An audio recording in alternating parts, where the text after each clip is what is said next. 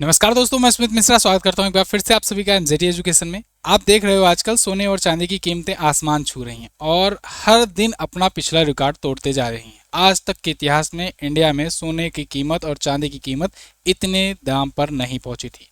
सोना और चांदी में ये जो प्राइस का विस्फोट हुआ है, प्राइस ब्लास्टिंग हुई है, ये क्या है इसको आज की वीडियो में डिटेल से समझेंगे। क्या सोने और चांदी की बढ़ती कीमतें भारत के लिए खतरा है या फिर मौका है?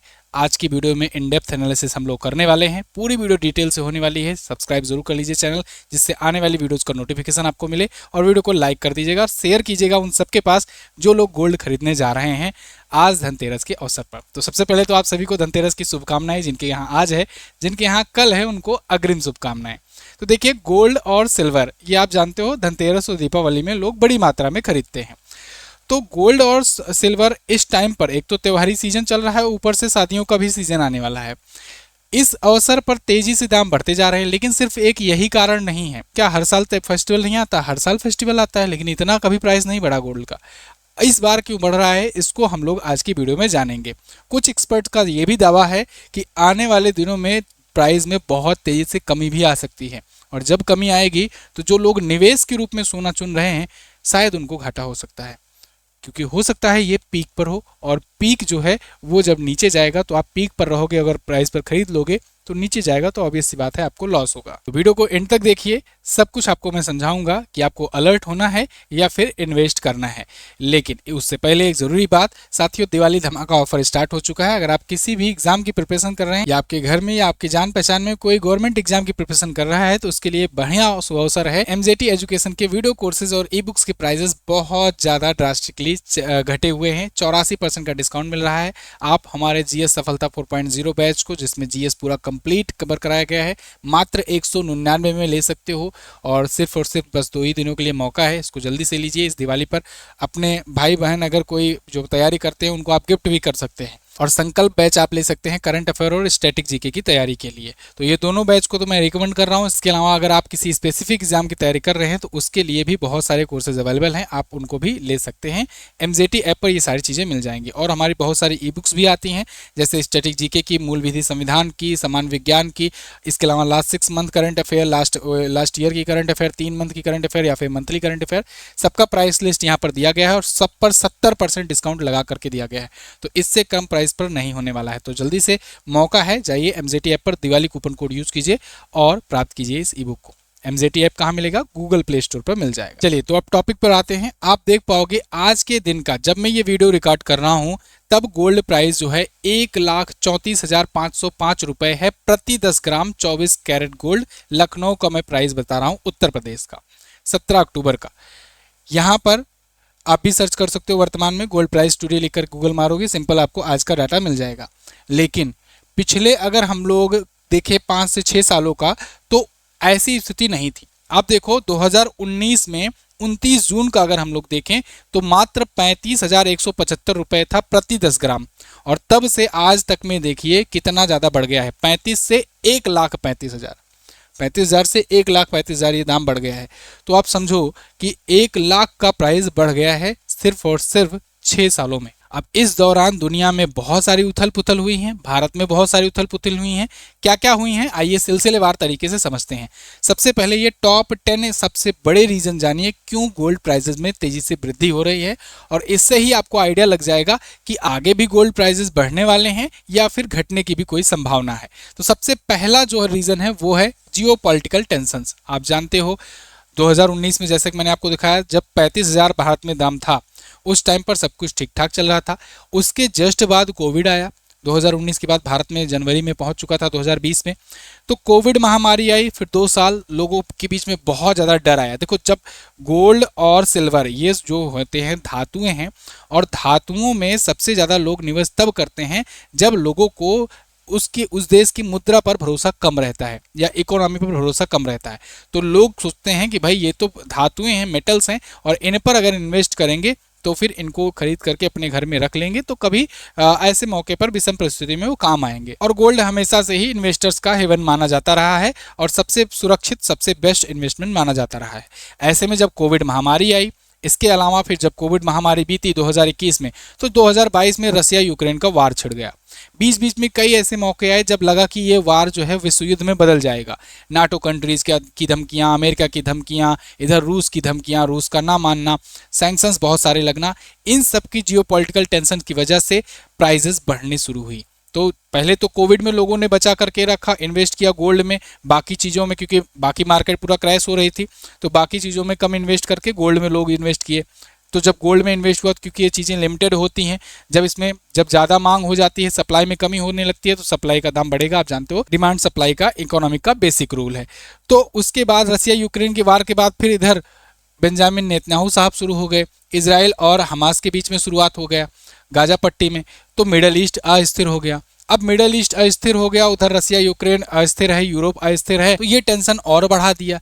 जब टेंशन बढ़ी और मिडल ईस्ट में टेंशन बढ़ने से लोग क्या किए, जो पेट्रोलियम वगैरह की प्राइसिंग थी उसको लेकर के कंसर्न होने लगे। साथ ही साथ मिडल ईस्ट में जो इन्वेस्टमेंट था उसको लेकर के दिक्कतें होने लगी कि वहाँ से आगे चलकर व्यापार हो पाएगा कि नहीं हो पाएगा। क्योंकि इसमें भारत के केस में क्या होता है कि भारत इजराइल को भी साध कर रखना चाहता है, फिलिस्तीन को भी साध कर रखना चाहते हैं, तो ऐसे में भारत के लिए दिक्कत होने लगी। तो भारत में और लोग इन्वेस्टर और बाकी सब लोग डर गए और प्राइसेस बढ़ी। फिर सोने पर सुहागा तो तब हो गया जब ट्रंप चचा आ गए। ट्रंप चचा 2025 में आए, एंट्री मारते ही इन्होंने लगातार टैरिफ पे टैरिफ इधर उधर करना शुरू कर दिया, पूरी दुनिया में उथल पुथल मचा दिया। जैसे स्थिर पानी रहता है ना, अगर स्थिर थोड़ा बहुत चल रहा था तो आकर के पूरा झलकोरे मार करके इधर उधर कर दिए कि एक बार फिर से लोगों में टेंशन बढ़ गई कि कब क्या हो जाए भाई, कब किस पर कितना टैरिफ लग जाए, कुछ पता नहीं है। इसको लेकर के लोग और तेजी से इन्वेस्ट करने लगे। तो ये जियोपॉलिटिकल टेंशन सबसे बड़ी टेंशन रही, जिसकी वजह से डिमांड बहुत ज़्यादा बढ़ी और प्राइसेस बढ़ने लगे। दूसरा कारण, केंद्रीय बैंकों की खरीदारी नई ऊंचाई पर पहुंच गई है। आपने देखा आरबीआई ने अपना विदेशों में जो रखा सोना था बैंक ऑफ इंग्लैंड में या बाकी जगहों पर, उसको वापस मंगा लिया। इसके अलावा आरबीआई ने रिकॉर्ड स्तर पर बहुत बड़ी मात्रा में खरीदारी करी। सिर्फ आरबीआई ही नहीं, दुनिया भर की जो बड़े बड़े देशों की सेंट्रल बैंकें हैं उन सब ने गोल्ड की भरपूर मात्रा में खरीदारी करी, अपने यहाँ स्टॉक किया। क्यों? अगेन वही जियोपॉलिटिकल टेंशन। क्योंकि आप देखो रसिया पर जब स्विफ्ट सैंक्शन लग गया, जिसकी वजह से वो डॉलर में कहीं पर व्यापार ही नहीं कर पा रहा है, तो ऐसे में उसके सामने सबसे बड़ा चैलेंज आ गया कि उसकी मुद्रा गिर न जाए। लेकिन रसिया भाई रसिया है, पुतिन साहब 2014 से तैयारी करके बैठे थे, जब क्रीमिया से पर युद्ध किए थे, तब G8 से हटाया गया था उनको, तभी से वो गोल्ड स्टोर कर रहे थे, तो वो तो बच निकले। लेकिन बाकी देश जो हैं उन पर अगर ऐसा कोई सैंक्शन लग जाता तब दिक्कत होती। अब उसमें भी भारत जो है ये ब्रिक्स का मेंबर है, ब्रिक्स पर पहले से ही अड़े बैठे हुए हैं ट्रंप। ये कह रहे हैं ब्रिक्स को नहीं होना चाहिए, क्योंकि ब्रिक्स, इनको डर है कि ब्रिक्स डी डॉलराइजेशन करेगा, हो सकता है ब्रिक्स अपनी करेंसी लॉन्च कर दे और अपनी करेंसी में व्यापार करने लगे, तो इससे ट्रंप को दिक्कत होगी, उनका डॉलर कमजोर होगा। इसलिए ब्रिक्स के जो देश हैं वो और घबराए हुए हैं। तो इसलिए ब्रिक्स देशों के जो सेंट्रल बैंक हैं अपने नागरिकों को संतुष्ट करने के लिए कम से कम सोना ही खरीद करके रखे रहें, क्योंकि सोना भी फॉरेक्स रिजर्व का एक अहम रोल रखता है। तो इसलिए खूब रिकॉर्ड स्तर पर खरीदारी हुई। भारतीय रुपए का कमजोर होना और मुद्रास्फीति की आशंका, आप देख रहे हो डॉलर आज के टाइम पर 88 दशमलव समथिंग चल रहा है, $1 बराबर इतना रुपया चल रहा है। 88 रुपये आज तक के इतिहास में कभी नहीं हुए थे, है ना, ये भी एकदम हाईएस्ट स्तर पर है। और इस वजह से भारतीय रुपया जब कमज़ोर होगा तो फिर भाई जितना गोल्ड प्राइसेस है अगर थोड़ा भी बढ़ रहा है डॉलर में, तो रुपए में तो और तेज़ी से बढ़ता हुआ नजर आएगा। और मुद्रास्फीति की आशंका, मुद्रास्फीति क्या है? इन्फ्लेशन तब होता है जब साथियों सप्लाई में अधिकता हो जाती है और डिमांड की कमी हो जाती है। क्योंकि देखो भारत में आज के टाइम पर प्रोडक्शन बहुत ज़्यादा हो रहा है, टैरिफ वगैरह लगने की वजह से कई मार्केट्स अपने से कट रही हैं। ऐसे में भारत में सप्लाई की अधिकता होती चली जा रही है, लेकिन डिमांड की कमी हो रही है। जब डिमांड में कमी आने लगती है, सप्लाई में अधिकता होने लगती है, तो ऐसे सिचुएशन में क्या होता है, दाम घटने की आशंका रहती है। तो जब टैरिफ लगाया यूएसए ने 50%, तो भारत में ऐसा लगा कि भाई ये सामान भारत बेचेगा कहाँ पर। तो ऐसे में मुद्रास्फीति की आशंका लोगों में आने लगी, इन्वेस्टर्स में, और ये वजह भी रही कि दाम बढ़ना शुरू हुए। फिर शेयर बाजार में अस्थिरता और मंदी की आशंका। शेयर बाजार तो बिल्कुल अस्थिर पहले से रहता ही है, लेकिन जियोपॉलिटिकल सिचुएशन को देखते हुए इंडियन मार्केट भी अस्थिर बनी हुई है। कमोडिटी मार्केट का असंतुलन, कमोडिटी मार्केट भी असंतुलित है वर्तमान में। डिजिटल गोल्ड और खुदरा स्वामित्व का बढ़ना। डिजिटल गोल्ड, ये डिजिटल गोल्ड आ गया है, एक नया ही कॉन्सेप्ट कि आपको गोल्ड को फिजिकली जाकर खरीदना भी नहीं होगा, आप डिजिटल गोल्ड ले सकते हो। आपको अगर 5,000 रुपये का लेना है तो 5,000 का रुपये का गोल्ड मिल जाएगा, 1,000 का गोल्ड मिल जाएगा। और इसकी वजह से डिजिटल गोल्ड लोग ज़्यादा लेना शुरू किए। मिडिल क्लास वाले भी, रिटेल इन्वेस्टर भी इसको बहुत बड़ी मात्रा में इन्वेस्ट करने लगे। आप पेटीएम, फोन पे या बाकी ऐसे ऐप पर सिंपली गोल्ड भी खरीद सकते हो, इन्वेस्ट कर सकते हो। 5-5 हज़ार रुपए की एसआईपी बना सकते हो गोल्ड की भी। तो ऐसे ऑप्शंस आ जाने की वजह से जो मिडिल क्लास था, जो गोल्ड वगैरह में उतना नहीं, मतलब ये सोचता था कि यार कौन जाएगा 80,000 का गोल्ड खरीद करके इन्वेस्ट करेगा, उसको लेगा, और वो भी 10 ग्राम का लेगा या 12 ग्राम का। अब है कि आप भाई 0.005 ग्राम का भी ले सकते हो, क्योंकि आपको यहाँ रुपए के हिसाब से डिजिटल गोल्ड मिल जाएगा ऑप्शन। तो इससे और रिटेल ओनरशिप से बढ़ी डिमांड, और डिमांड बढ़ी, सप्लाई में कमी आई, फिर दाम बढ़ा। ग्लोबल डेब्ट और डी डॉलराइजेशन। ग्लोबल डेब्ट बहुत ज़्यादा बढ़ा हुआ है आज के टाइम पर। भारत जो है ये आयात पर ज़्यादा निर्भर है। जब कोई देश आयात पर ज़्यादा निर्भर रहता है, यानी व्यापार घाटा रहता है उसका, व्यापार घाटा आप ऐसे समझो जैसे चाइना और इंडिया का एग्जांपल लेते हैं, तो चाइना और इंडिया जो है टोटल ट्रेड कर रहे हैं आज के टाइम पर 127-28 बिलियन डॉलर, पिछले साल का अभी रिपोर्ट आया है।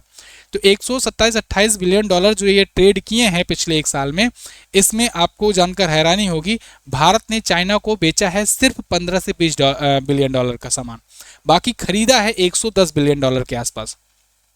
तो जब ज़्यादा खरीद रहे होते हैं और कम बेच रहे होते हैं, तो यानी इसे व्यापार घाटा कहते हैं, या फिर कहते हैं आयात पर निर्भरता ज़्यादा है। ऐसे ही भारत सभी देशों से कर रहा है।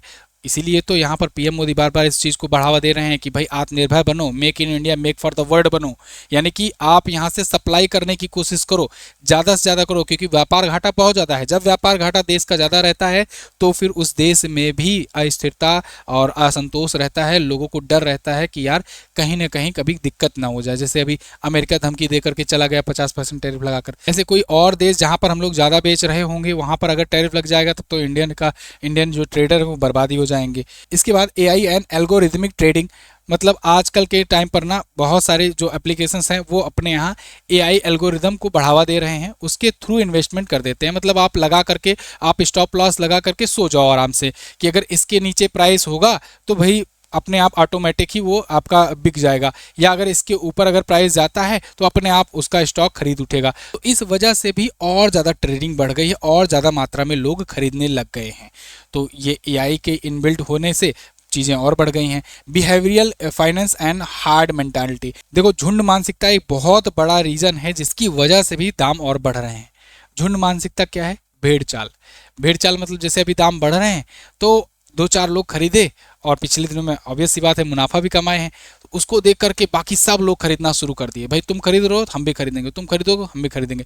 इंडिया में भेड़ चाल बहुत चलती है, तो भेड़ चाल की वजह से भी दाम और लगातार बढ़ते चले जा रहे हैं, क्योंकि अगेन ये चीज़ें हैं मेटेलिक चीज़ें, मेटेलिक चीज़ों की सप्लाई होती है कम या लिमिटेड, और उस लिमिटेड सप्लाई की अगर डिमांड बहुत ज़्यादा बढ़ जाती है तो दाम भी बढ़ते चले जाते हैं लगातार। इसके अलावा 10वां जो कारण है वो है व्यक्तिगत और सांस्कृतिक पसंद।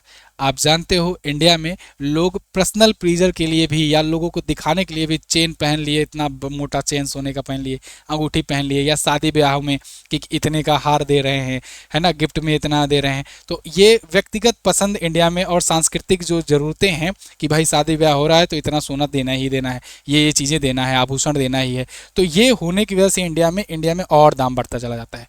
आप बाकी देशों में ऐसा नहीं देखोगे कि वहाँ पर इतने महंगे महंगे आभूषण पहन करके कोई आ रहा है मैरिज में या फिर बाकी चीज़ों में, ये इंडिया में ही ऐसा होता है। तो सांस्कृतिक और व्यक्तिगत पसंद भी ज़्यादा है, इस वजह से भी यहाँ पर सोने के दाम बढ़ते चले जा रहे हैं। अब ये 10 मोटे मोटे मैंने कारण आपको बता दिए।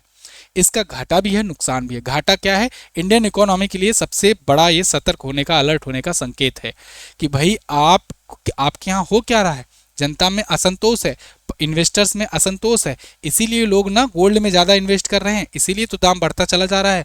जब इतना बढ़ रहा है तो इसका मतलब इकोनॉमी आपका कंट्रोल में नहीं आ रही है। तो इसमें आरबीआई को सबसे ज़्यादा यहाँ कंसर्न होने की ज़रूरत है कि कैसे इस जनता का, पब्लिक का असंतोष मिटाया जाए, कैसे लोगों में ये भरोसा दिया जाए कि नहीं तुम्हारी करेंसी भी है कुछ दाम की, उस करेंसी पर भी भरोसा रखो, गोल्ड पर भरोसा इतना ज़्यादा मत करो। मतलब ऐसा नहीं है कि हम बर्बाद हो जाएंगे या हम कुछ हो जाएंगे। अपनी इकोनॉमी तेज़ी से बढ़ रही है, आप देख रहे हो 6.5% से लगभग 7% के बीच में हर कोई बड़ी संस्थाएं भारत की जीडीपी ग्रोथ रेट का अनुमान बताती हैं। तो ऐसे में लोगों का, नागरिकों को भरोसा दिलाना होगा आरबीआई को और गवर्नमेंट को भी कि आप लोग इंडियन करेंसी पर भरोसा रखें, इंडियन जो मार्केट है उस पर भरोसा रखें, शेयर मार्केट वगैरह में ज़्यादा इन्वेस्ट करें, गोल्ड को थोड़ा सा रुक जाए, नहीं तो फिर यह संतुलन बढ़ता चला जाएगा। दूसरा, मध्यम वर्ग के पास अतिरिक्त पूंजी है जिससे वो सुरक्षित रूप में रखना चाहता है, इस वजह से भी वो गोल्ड और चांदी खरीदता है। तो इसका एक अच्छा पहलू भी ये है। अच्छा, कुछ रखने वाली भी दिक्कत आ रही है, बहुत सारे लोग स्टॉक करके रख रहे हैं। जो बहुत सारे जो ट्रेडर्स वगैरह हैं गोल्ड वगैरह के, वो क्या कर रहे हैं, बड़ी मात्रा में सोना खरीद करके वो डंप कर ले रहे हैं और सही समय का इंतजार भी कर रहे हैं। आप खुद देखो, पिछले 6 साल में जब 1 लाख दाम बढ़ गया तो सबसे बढ़िया रिटर्न तो यही दे रहा है। तो ऐसे में लोग खरीद करके अगर स्टॉक कर लेंगे तो फिर, और वो भी कौन करेंगे, नेता नूती लोग हैं ना, वही सबसे ज़्यादा करते हैं। आप देखते भी हो जब भी कभी ईडी वगैरह की रेड होती है तो वहाँ पर गोल्ड भी पकड़ा जाता है कैश के साथ। तो ये चीज़ें हैं। अब देखिए, दीर्घकालिक स्वास्थ्य तभी संभव होगा जब ये पूंजी उत्पादक क्षेत्रों में लगे और लोग इंडस्ट्रीज में ज़्यादा इन्वेस्ट करें, तभी इंडिया की इकोनॉमी का ग्रोथ आगे भी संभव रहेगा और ये गोल्ड की प्राइसेस में स्थिरता आएगी। वैसे चांदी का दाम इसलिए भी बढ़ रहा है क्योंकि चांदी के और भी यूज़ हो रहे हैं, इंडस्ट्री क्षेत्रों में भी इसके बड़ी मात्रा में यूज़ हो रहे हैं। आप देखो आज के टाइम पर, चूंकि आप जानते हो चांदी जो होता है सबसे बेस्ट कंडक्टिंग मटेरियल होता है, तो ये सौर ऊर्जा में, इलेक्ट्रिक वाहनों में या फिर बाकी इलेक्ट्रॉनिक्स इक्विपमेंट में यूज़ किया जा रहा है बड़ी मात्रा में।